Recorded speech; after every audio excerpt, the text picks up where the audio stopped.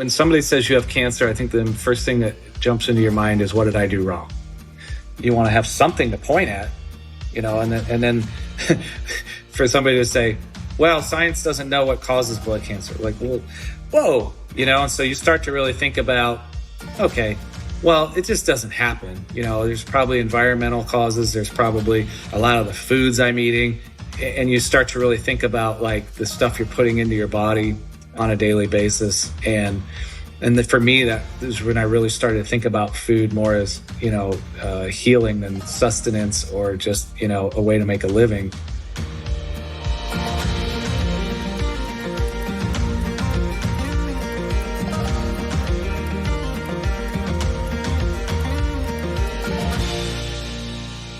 Welcome to Consensus in Conversation, a podcast where I talk with leaders across the country who are making the world a better, more sustainable place. I'm your host, Connor Gaughan, founder of Consensus Digital Media, and today I'm talking with Steve McHugh, or Chef Steve, as those who know him well call him. From his early days on the family farm, to culinary school, to some of the best restaurants in New Orleans, and then on to Texas, Chef Steve has climbed the restaurant ranks, building an impressive resume. Along the way, he's fed the community amidst Katrina and launched a restaurant while battling cancer. Each place he goes, he builds a restaurant family and a reputation for sustainability.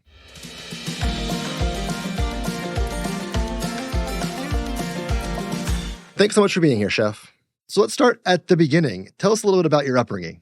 I grew up on a dairy farm, about 50 acres in southern Wisconsin. So my parents were both working professionals, but they also used the farm to their advantage because I have 6 brothers. And it was a way to not only keep us fed and growing, but also a way to keep us out of trouble. So we had a lot of work to do when we were kids, but also like if we were going to goof off and cause mischief, it was going to be on our own property and not like, in town somewhere at the, right. So, and we did, we got into a lot of mischief. But yeah, I mean, it was just, an amazing place to grow up. We had cattle and pigs and chickens and geese and ducks and orchard that my dad had planted. And so like I learned a lot about food at an early age and, still learning to this day. I would imagine, in an environment like that, a big family like that, food plays a pretty important role in just all the family gatherings, family culture. Tell us about that. I think for my parents, they both grew up, my mom grew up very poor. Her dad was a coal miner and he passed away when she was really young. And it was always tough on her and her mom. And then for my dad, he grew up on the south side of Chicago. His dad was a firefighter, so I think for them to have this piece of property where they could kind of, reinvent themselves. And I mean, it was just, kind of their way of kind of getting out of, harder times that they grew up under, Sure. Did either of them have a signature dish that sticks with you? Yes, I think they were very frugal. And, when you're feeding 7 boys, my mom used to make this dish that we used to call taters and dogs. And it was literally boiled potatoes with vinegar and sugar. And then she would cut up hot dogs and would kind of fold it into these boiled potatoes. So they'd be kind of half mashed, half boiled. And it was almost like this fun gruel, but we loved it as kids. And years later, she was like, the first time I ever made that for you boys, it was because we didn't have anything else in the house. And you guys loved it so much that we would ask for it, and we still, like my brothers and I still joke about taters and dogs. And my dad was always, he was always very resourceful, and my frugality comes from him. He wouldn't throw anything away. He would utilize everything. He would, he'd figure out a way to stew it, cook it, grind it, turn it into breakfast, turn it into dinner, what have you. And he was always, and in his own right, he was always an amazing baker. I used to love when he'd make like cobblers and cornbreads and muffins and things like that. Just, that was kind of his forte. I know he played an important role in you pursuing culinary school. Can you tell us when you knew or when you realized that was going to be part of your journey? I grew up in a very small town, not surrounded by all kinds of restaurants, and early on, I got a job washing dishes at a youth camp and then started cooking all through high school. My parents were the kind of parents where once you were 14 and can have a work permit, you were working. Didn't matter if you were in school, sports, girlfriend, whatever you had going on, you still had to have a job. And, I just kind of gravitated toward kitchens because I wasn't the best student in grade school, high school, kind of struggled a little bit. I kind of fell in love with kitchens because it was like I like to say is, a bunch of knuckleheads like me kind of all doing something really cool together. And it just felt, it's so rewarding. Right. And I tried to go to college.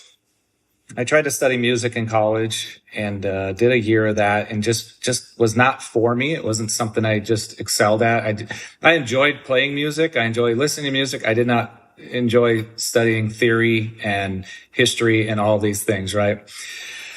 So when I left college, I was kind of went back into kitchens, and I really was just kind of spinning my wheels. I was working like 3 jobs, just trying to, figure it out. And my dad had said, have you ever thought about going to culinary school? And that really was the first time that I even thought about that as an option. Like I just, I was like, well, I'm thinking to myself, isn't that where like great chefs go to learn, and I'm just kind of a short order cook working in diners and bars, and, but he really believed that, this was something I wanted to do. And so him and I, along with my mom, we just fill out applications and started applying to culinary schools around the country, and got accepted at the CIA, and, haven't looked back since. That's awesome. So you go to the CIA, and just to clarify, it'd be the Culinary Institute and not for people in DC, right. the farm down the block. How did that prepare you for your culinary career? When I went to the CIA, obviously, if you're not familiar, they break everyone down basically that nothing, which was great, because I was 19 years old, and I'm in there with 25-year-olds, 30-year-olds, 40-year-olds, people who've been in the business a long time, people who'd worked in hotels, people from New York City, people from, California, and here, small town Wisconsin, town of 1,200 people when I left. It was important because I didn't have kind of the base that a lot of my fellow students had. And so what was amazing about it was they break you down. Here's how you're going to learn how to chop an onion. Here's how you're going to make a chicken stock. Here's what you're going to do with that chicken stock. You're going to turn it into this sauce, and it just slowly builds from there, right? Throughout your time there. And I'll be honest with you, I'm 19 years old, and for the first time in kind of my education as a human, felt like I was excelling at something, felt like,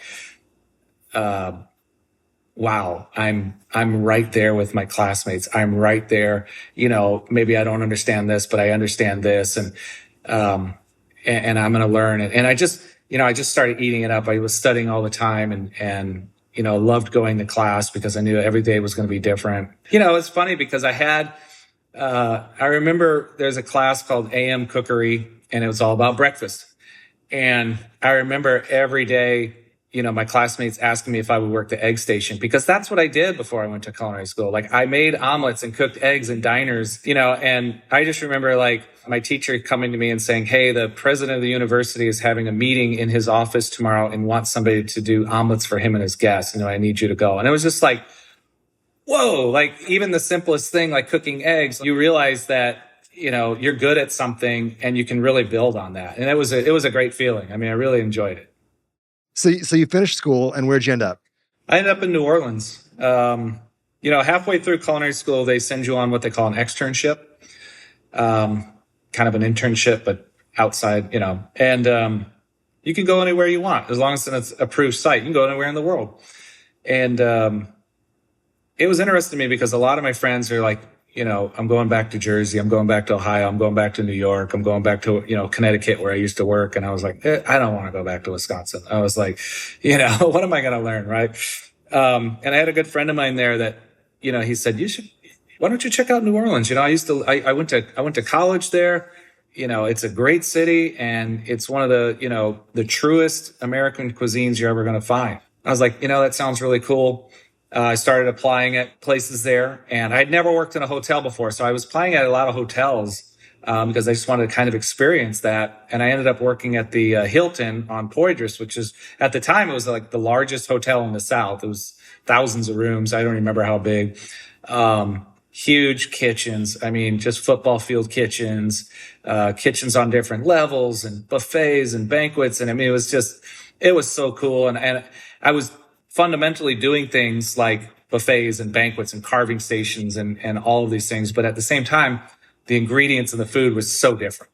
turtle soup, etouffees, jambalaya, all these things. So the ingredient side of things were so different, but also the techniques were very different. I mean, it was just an eye-opening experience. And when I finished that, I couldn't wait to finish school and get back down there. And I went back as soon as I graduated. All right, let's see if I can summarize your CV for folks a bit so we can get to the main entree. You start at Maison de Puy as a line cook under Dominique McKay. You lead the line cooks at Metro Bistro. Then you make your way to Dickie Brennan Steakhouse. That name, by the way, I love it. As a saucier and then as the head butcher, which I imagine is a very big job at a steakhouse. Then you move on to sous chef at Storybill. That's where you meet your wife. Then you're promoted to chef de cuisine at Baco. You make a big bet and head to the casino tables to become the head chef at a steakhouse at a casino. But then you return to your creative restaurant roots as chef de cuisine at August, and eventually take on a more managerial role as the head chef for that restaurant group with locations all over the South, BRG. Okay, so that's whet our appetite. Now you're about to take this big leap in entrepreneurship, and that's what I want to talk about a little bit more. You're in San Antonio, opening a new restaurant for that corporate entity, but what was it at that moment that prepared you or empowered you to take the leap into running your own restaurant? Right before we moved, our goal was to get there, kind of get this restaurant open. My wife and I thought, we might be there a year, might be there 2 years, but I've got a great job. I'm doing really well. And about, I'd say 2 or 3 months before we moved, I was diagnosed with lung cancer. And there was a massive tumor in my chest, and I was diagnosed with lymphoma. I remember I didn't know idea what lymphoma was. I didn't know your blood could get cancer. I was just very naive to all that. And so the thought process, at first, my wife and I were like, well, maybe we shouldn't move. And I had an amazing doctor there who said, I've quoted him a lot, but, he said, I don't remember anybody telling you to stop living your life. And it really empowered me to say okay, this man really feels like I can beat this. I think I can beat this. He got me in touch with an amazing oncologist here in San Antonio, Dr. Roger Lyons. And so I did 2 treatments in New Orleans, and I did 6 more here when I got here. And so about 8 or 9 months later, I'd finished treatments and trying to, going through that and trying to open a restaurant and do all the hiring and meet new farmers, meet new vendors, new providers, all of that, set up fish accounts. It was stressful, but I had a job to do, right? And like I said, kind of like Katrina, I could sit at home and be sad on my couch, or I could just, get my ass up and go to work and kind of get on with life. And it's so funny because I interviewed all through that summer. It was 2010. And of course, going through treatments, I was bald headed, no eyebrows, no nothing, I'm interviewing people. And then when we opened the restaurant, there was so many employees, at orientation were like, oh, you grew your hair back. It looks good. And they, none of them had any idea that I was, cause it wasn't me to just be like, oh, by the way, I'm sick. And it would have just scared them. It was such a life-changing moment. One that was, I don't think I was ever scared during Katrina, but I think this was something I was scared of. And when you get scared like that, you start to kind of think about where you want to be, not necessarily legacy, but how do you want to live your life? And that was when my wife and I started having the conversations about maybe going off and opening our own restaurant. I'm curious because I've found over the last few years, both for myself, but also for a lot of entrepreneurs that I have spoken with, that between COVID-19, between just the world we lived in for the last few years, there was a lot of us kind of got to a point of a reminder of our mortality. Sylvia and I would often comment that the entire world's going through Katrina when COVID hit. Katrina was such a little microcosm of a region, and I think we were very well equipped to run a restaurant through the early parts of the pandemic because we knew what it was going to take to survive. We knew we were going to have to really scrimp and save, and we got into that dry storage. We got into our freezers. We got into everything and started figuring out how to write a menu. And we did that for 3 months, doing curbside. And every day the menu was a little bit different. It was like, oh, we had lamb chops yesterday and today we've got wild boar. I'm just pulling stuff out of the freezer and making up menus, right? And And I think too, one of the things that really helped us out a lot is we probably, we have a large curing case in our restaurant full of charcuterie, and we just dwindled it down over time. And not everybody has $20,000 worth of charcuterie hanging around their restaurant that they can just survive on if they need to. And that's really what charcuterie was a couple thousand years ago, was survival. It's so funny because I think a restaurant is a business, obviously. Yeah. But it's so unique in that if a business pops up in a new city, an entrepreneur is running a new business. I don't think a restaurant has that same ease of entry into a market. I feel like restaurants are so core to the communities that they're in. There's the minute you open a restaurant in a city or a community, it's going to become a part of the flavor of that city. It's going to represent the city and the people and the community itself. And so it's such a opportunity, a gift, but also I suspect an added challenge and responsibility to take on. Yeah, I think especially when we opened Cured, my wife and I were very conscious of that fact that, we weren't going to be these hot shots from New Orleans who are going to come put a restaurant here and show you what good dining is and what good food is, right? Of course, we're going to take all those lessons learned, but if you look at our menu here at Cured, it is strewn about with South Texas ingredients, techniques, and might have a bit of New Orleans flair, or it might have a bit of our background, but it's very much a South Texas restaurant, and that was on purpose from day one. We were not going to try to shove something down the throats of the good folks here in San Antonio who, just like any great community, have their own style, have their own sense of how a restaurant works. And you go to Austin and you can get a reservation damn near till midnight. Well, in San Antonio, folks like to eat a little bit sooner and get home a little sooner. And, streets are a little bit quieter around 11 o'clock at night. And, it's very much a family town. And so you've got to really understand your market. And like I said, that from day one was always our goal, was to really embrace ourselves and become a part of this community. How do you think about kind of the overall role of local in the food scene? It's definitely something I developed in New Orleans, but I was blown away, like moving to Texas, and the diversity of ingredients. An 8-hour drive away is so much different. We weren't eating prickly pears and cactus paddles in New Orleans. We would have to get quail shipped in. I've got quail farms right down the road. I have farmers that just come and drop stuff off. They don't even have to, they don't have to call. They know we're going to take it. I walked in the kitchen the other day and there was, 9, grocery plastic bags full of spinach on the counter. And I looked at my chef and I said, "Oh, where'd these come from?" "Oh, Miss Lori dropped them off." I'm like, "This is great. What are we going to do with them?" And I love that because they know who we are. We know who they are. Our job isn't to go to them and say, "We want tomatoes." Our job is to say, "What are you growing?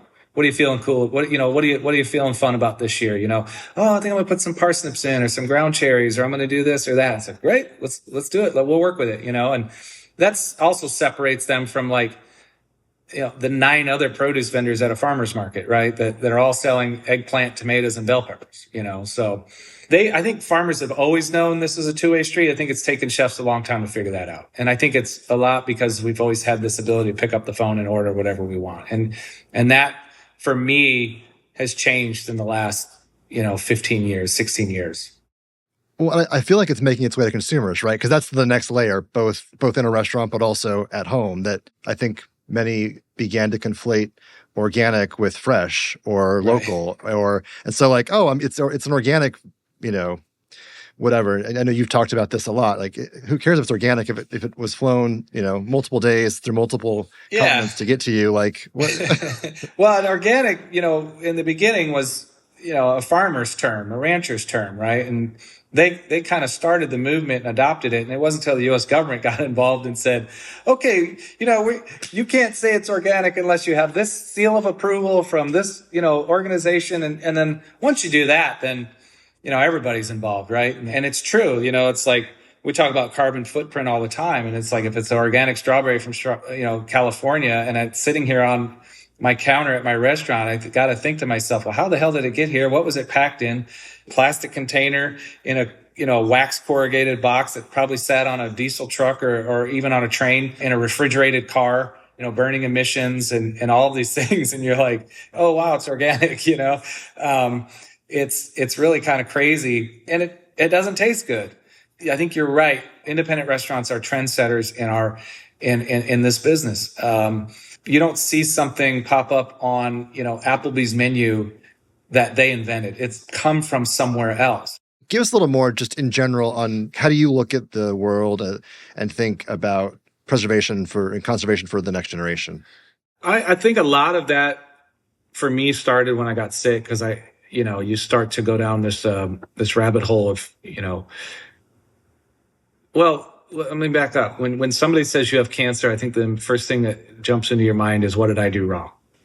You want to have something to point at, and then for somebody to say, well, science doesn't know what causes blood cancer. Like, well, whoa, and so you start to really think about, okay, well, it just doesn't happen. There's probably environmental causes. There's probably a lot of the foods I'm eating. And you start to really think about like the stuff you're putting into your body on a daily basis. And for me, that is when I really started to think about food more as, healing than sustenance or just, a way to make a living. And so I start to think about, studying just, everything from, heirloom corns to vegetables to, heritage breed cattle and pigs that, should be grown in certain areas and not in certain areas and how, animals affect our environment and all of those things, right? And I start to really be conscious of those things, especially when building a menu. And the closer we can keep it to home, the closer we can really keep an eye on things, right? And, I was like, oh, I want John Dory from across the world. Well, good luck trying to figure out where it came from. And maybe seafood, it's a lot easier to track, but let's just say it's like some crazy Brazilian nut or a Mediterranean vegetable or whatever. It's something you can only find. It's like, I don't know who grew it. I don't know who raised it. Cool. It's great that it's sitting here in my restaurant and I'm the only one in San Antonio that has them, but is that really that important? Or is it more important to kind of, be a steward to your land and to your customers and give them the right ingredients? I want to hear a little bit about the new project, or to the extent you're talking about it, I want to hear a little about it. Because I get to Austin a fair amount, so I'm excited. Well, we opened Landrace almost 2 years ago now at the Thompson here in San Antonio. And Landrace is all of the things we've been talking about, right? It's all South Texas. It's all, things that are grown in place because of place. And pretty good working relationship with Hyatt. And there's a ownership group building this hotel out of Denver. And they approached us about doing a Hyatt in Austin and wanted to know if we would be the food and beverage operators for the hotel. It's like, this is a huge step for us, right? I mean, we're a little tiny company, own one restaurant, consult for another. And all of a sudden now, like, boom, we're going to run an entire F&B operation in another city in a hotel. So it's a really exciting project for us. We've really built up some super strong players over the last 9 years. Our general manager here was promoted to director of operations to go on and take on this project. One of our managers is an AGM there. One of my chefs, longtime chefs, we made the chef de cuisine. He moved to Austin. I mean, I like to say that you grow because of people. You don't grow because of people, right? I see chefs in restaurants that blow up, 5, 6, all of a sudden they got 9 units and then they're just crumbling because they don't have the infrastructure. They don't have the people. Yeah. And I really credit Sylvia, my wife and my partner, because she's very good at kind of saying, I don't know if we can pull that off, because we get opportunities all the time presented to us. And it's like, I don't know if that's something we want to get into. And I look back years later and go, man, I'm so glad we didn't do that project. That would have been a mess, So with that project, we're doing a restaurant on the first floor of the hotel. It's right next to the State and the Paramount Theater on Congress and 8th. Yep. Going to be a great spot for folks heading to the show or after the show. And that's going to be called Luminaire. That is kind of a nod to the folks who used to run the lights in the theaters back in the day, the Luminaires. And really, we just want to put a spotlight on food. We're going very Spanish heavy on our menu, but a lot of charcuterie, a lot of house cured meats. Again, we're also going to be running a terrace bar on the 8th floor. It's kind of a hotel check-in bar, but the terrace is out over Congress. You can see the Capitol on one side, 6th Street. I mean, you can just kind of feel the energy. That's called Las Bis, and that means encore. So we're really trying to create a space for like folks to, hang out and party after a show, after, comedy, concert, what have you. And then we'll also be doing the banquets and room service for the hotel as well. So we're excited about some of the things we have planned and proposed. And hopefully, if all goes well, we're just finishing up construction. We're looking at February 1st for an opening. Amazing. I can't wait to follow it. I think you said one thing I want to tease out of that, which I think is actually really interesting. And you talk about, your team there's, you've built up a great team over the last 9 years, and that's what helps entrepreneurs in the long run succeed, or sometimes is their downfall. Yeah. I just want to hear a little bit about how you look at facilitating and empowering and growing your team, and kind of how you view that vis-a-vis, as you talked about, you come from a family where family was really important, and eating was really important. So I feel like there might be an intersection there that we could explore. I'm a big proponent of pushing people out of their comfort zone in a good way, right? And I want people to grow, and I love, promoting a cook to sous chef to a CDC, or a cook to a butcher, and watching them grow and blossom. My current butcher that's working with us right now came to us as kind of a line cook, prep cook. And I just said, well, here's what I need. I need somebody who can cut. And he's like, I've made sausages before. And I was like, perfect. And it's like your parents kind of always believed in you before you did, kind of growing up. And I love kind of taking that approach with my team and just saying, I know you can do this. I know what you're capable of. And even when they're not so sure about stepping into that sous chef role or that floor manager role, it's great to see them blossom. And I think I have an amazing team of folks that aren't afraid to learn from others. There's no huge egos. They just don't really fit. Some restaurants they fit, they just don't fit around here. And this project in Austin, I don't want it to be, an entire team of cured / San Antonio people. We did hire an executive chef of the hotel who's born and raised Austin, has worked some of the finer restaurants in Austin, but has also worked a few country clubs and hotel gigs. And so it has kind of this all around approach of like, he knows hotels work, but he also understands like fine dining. Sometimes that can get lost in hotels, right? And so, I'm excited about him, coming forward and saying, oh, you got to meet this farmer that I've worked with over the years. He's amazing. Like, cool, let's do it. I want to hear all about it, and allowing him to grow and create his own kind of legacy there as well. It doesn't have to always be like about me, right? I want to empower people so that like when people walk in here, and go, hey, where's Winnie at? I want to talk to her about the wine list, I'm great. Oh, yeah, good to see you too. It's like, I love it. And my director of ops, who we promoted, he's taken so much pride in Cured and our service, not just front of the house, but back of the house, that I loved when people, this would happen at least once a week. People would come in and they would think he was the owner because he took that much care and that much effort into making sure that everybody had a great time. And I want that for everybody, right? There's the old saying, treat it like you own it and someday you will. I want that for all of them. I want, 50 years from now, San Antonio, Austin, wherever, like people telling stories about how when they worked at Kier. I think it's a fun thing to think about. Yeah. So we'll end on kind of a final thought, a final question, which is one I ask everybody, to give me their best advice for folks to keep hopeful. How do you get up every morning excited to go do what you do? How do you encourage others to get out there and live their best life? It's tough. I think we live in a time where money can be short. There's a lot of bills out there. And I think about the fact, like I look at my bills now compared to like 20 years ago, I had like 4, I had like rent, car, phone bill, and now it's just like, it just seems like there's so much. And, I've always been very conscious about trying to work somewhere where I was growing, because there's an end game, right? There's an end goal. And every job I ever had, I didn't want to be a line cook the rest of my life. I didn't want to be a sous chef. I wanted to keep learning and pushing myself. And I still am, I'm almost 50 and I'm still pushing myself to new boundaries. Oh, I'm going to go open a restaurant in Austin. Oh, I'm going to write a book. Oh, I'm going to do, I'm going to try and do all these things. And I think those are the things that make me happy. I always tell people I could easily go find another job and make a lot of money. I know that. I could probably, be a plumber and make more than I make right now.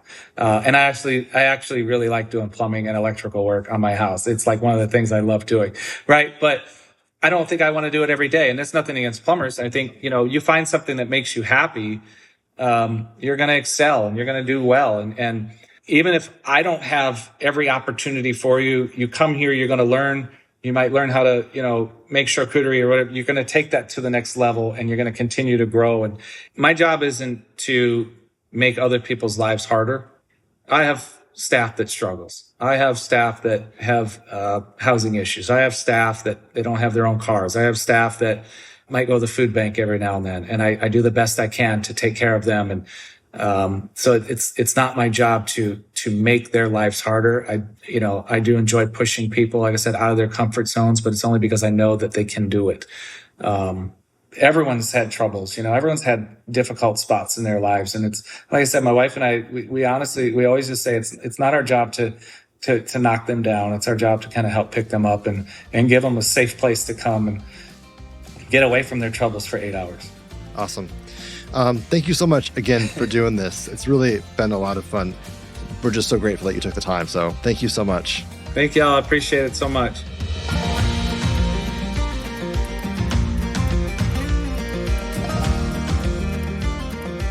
Huge thanks to Chef Steve for today's conversation. And now I'm hungry. Consensus in Conversation is hosted by me, Connor Gaughan. The episode is produced by Will Gatchell and Chandler Bramstead. Executive produced by me with editing from Reasonable Volume. Special thanks to Consensus Creative Director Kate Tucker. Don't forget to like and subscribe on your favorite podcast platform.